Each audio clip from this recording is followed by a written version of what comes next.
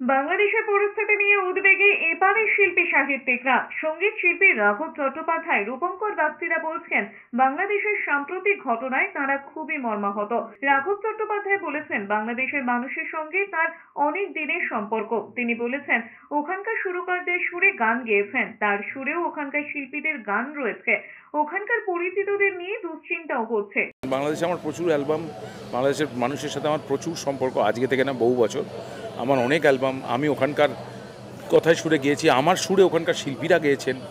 তো মানে খুবই দুঃখজনক, মানে এটা আমি অন্তত ভাষায় প্রকাশ করতে পারবো না।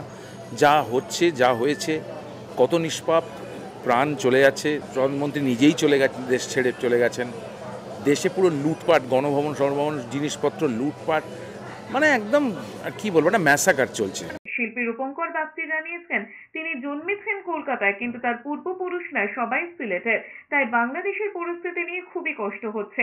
দুই শিল্পীই চাইছেন দ্রুত স্বাভাবিক হোক বাংলাদেশের পরিস্থিতি। বাংলাদেশে আমার যে সমস্ত বন্ধুরা রয়েছেন, এবং আমি নিজে একজন সিলেটি আর কি। আমি কলকাতায় আমার জন্ম, কিন্তু আমার পূর্বপুরুষ সব শ্রীহট্টের। সুতরাং আমিও একজন বাংলাদেশি। কষ্ট হচ্ছে খুবই। যে কোনো ধরনের কিছুতেই না, অনেক সাধারণ মানুষের অনেক ক্ষতি হয়ে যায়। সেই ক্ষতিটা আমি ঠিক মেনে নিতে পারছি না।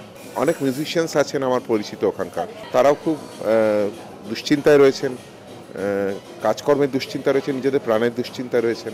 সাহিত্যিক শীর্ষেন্দু মুখোপাধ্যায় বলেছেন, খুব দ্রুত স্থিতি ফিরুক এবং সব সম্প্রদায় শান্তিতে বাস করুক। তিনি আরো বলেছেন, তার চেনা জানা অনেক মানুষ সেখানে রয়েছে, এখনো রক্তক্ষয় চলছে, যেটা আরো উদ্বেগ বাড়াচ্ছে। একটাই প্রার্থনা যে তাড়াতাড়ি শান্তি ফিরে আসুক এবং সব সম্প্রদায় সেখানে শান্তিতে বাস করুক। এখনো রক্তক্ষয় চলছে, সেটা আমাদের পক্ষে খুব উদ্বেগের বিষয় এবং আমরা খুবই দুশ্চিন্তা করছি। ওখানে আমাদের অনেক আপনজন আছে, অনেক চেনা জানা মানুষ আছেন, অনেক বন্ধু বান্ধব আছেন। তারা কেমন আছেন, কে কেমন আছেন তা নিয়ে খুব উদ্বেগ সবসময় বোধ করি।